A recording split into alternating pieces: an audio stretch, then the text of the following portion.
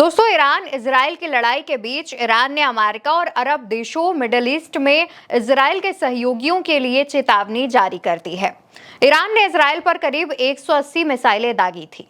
यह हमला हिजबुल्लाह के चीफ नसरल्लाह की मौत के बाद किया गया था, जिसके बाद से ही इजराइल ईरान पर हमला करने की बड़ी बड़ी बातें कर रहा है। कई मीडिया रिपोर्ट्स ने आशंका जताई है कि इजराइल ईरान के तेल भंडारों या फिर परमाणु ठिकानों को निशाना बना सकता है, उन पर हमला कर सकता है। लेकिन ईरान की चेतावनी ने अब अमेरिका और खाड़ी देशों के हाथ पांव फुला दिए हैं। ईरान की चेतावनी के बाद इजराइल का साथ दे रहे अमेरिका ने भी इजराइल का साथ छोड़ दिया है। अमेरिकी राष्ट्रपति जो बाइडेन ने इजराइल को चेतावनी देते हुए कह दिया है कि वो ईरान के न्यूक्लियर साइट्स पर हमला करता है तो अमेरिका इसमें उसका साथ नहीं देगा।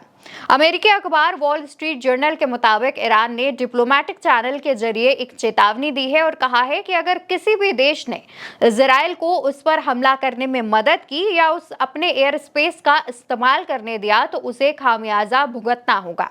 आईआरजीसी ने भी साफ शब्दों में कह दिया है कि अमेरिका और इजराइल को हद में रहना है। दोस्तों, ईरान के पास एक ऐसी भी मिसाइल है जिसको रोकने में इजराइल का एयर डिफेंस सिस्टम फेल हो चुका है। इजराइल में मिसाइल अटैक से बचने के लिए तमाम तरह के एयर डिफेंस सिस्टम तो हैं, लेकिन ईरान की मिसाइलों को रोकने में कामयाब नहीं हो पा रहे हैं। ये मिसाइलें कुछ ही देर में इजराइल को खत्म करने की ताकत भी रखती हैं और कहीं ना कहीं एक बड़ा कारण भी है कि इजराइल कुछ भी करने से पहले काफी सोच समझ रहा है। यहाँ तक कि ईरान के हमले का अभी तक कोई जवाब भी इजराइल ने नहीं दिया है और इस जंग में सबकी नजरें नेतन्याहू पर भी टिकी हुई हैं। इजराइल की सेना, आईडीएफ और नेतन्याहू बार बार ये कह रहे हैं कि वो ईरान से बदला जरूर लेंगे। इजराइल की सेना कह रही है कि वो ईरान पर एक बड़ा हमला करने की तैयारी कर रही है। नेतन्याहू और आईडीएफ मीटिंग तो कर रहे हैं, लेकिन इस लड़ाई में अमेरिका और खाड़ी देशों ने इजराइल की मदद करने से मना कर दिया है, अपने हाथ पीछे खींच लिए हैं, जिसके बाद से इजराइल इस जंग में काफी अकेला हो गया है, क्योंकि अभी तक इजराइल का साथ अमेरिका दे रहा था। दोस्तों, ये बात अमेरिका और खाड़ी देश भी काफी बेहतरीन तरीके से जानते हैं कि अगर इजराइल ईरान पर हमला करता है, उसके परमाणु ठिकानों पर हमला करता है, तो ईरान इसका करारा जवाब देगा और वो भीषण तबाही भी मचा सकता है, क्योंकि उसके पास एक से एक बेहतरीन मिसाइलों का जखीरा है। और ईरान की चेतावनी से पहले ही कई देशों में खलबली भी मची हुई है। लगभग सभी देश जानते हैं कि इजराइल के हमले का असर सब पर पड़ेगा, यहाँ तक कि विश्व युद्ध तक छिड़ सकता है। इसके पीछे की मेन वजह ईरान का तेल भी बताया जा रहा है और साथ ही ईरान के परमाणु हथियार। यानी कि अब अगर इजराइल हमला करेगा तो इसका नुकसान सिर्फ ईरान नहीं बल्कि सभी खाड़ी देश भी उठाएंगे।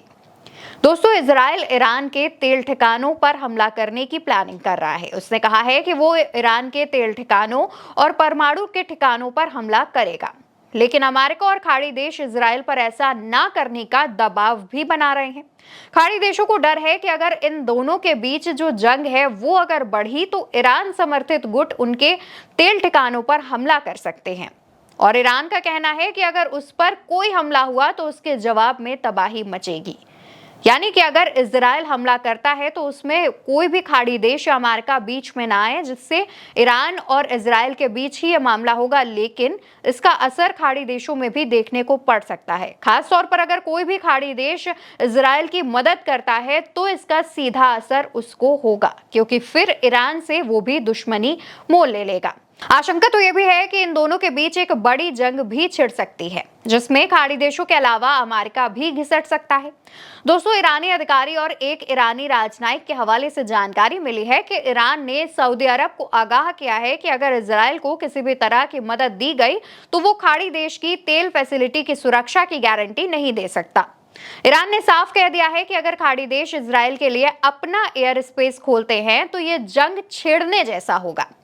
दोस्तों, इजराइल अब तक खुद को सुपर पावर बता रहा था, लेकिन ईरान के हमलों और उसकी चेतावनी ने इतना तो बता दिया है कि असल में सुपर पावर कौन है, क्योंकि इजराइल की चेतावनी सामने आने के बाद से सभी जो खाड़ी देश है वो कहीं ना कहीं डर रहे हैं और अमेरिका से गुहार लगा रहे हैं कि वो इजराइल को किसी भी तरह से ईरान से पंगा लेने से रोक ले और उसे मना करे कि वो परमाणु ठिकानों पर जो हमला है, ईरान के परमाणु ठिकानों पर हमला है, वो ना करे।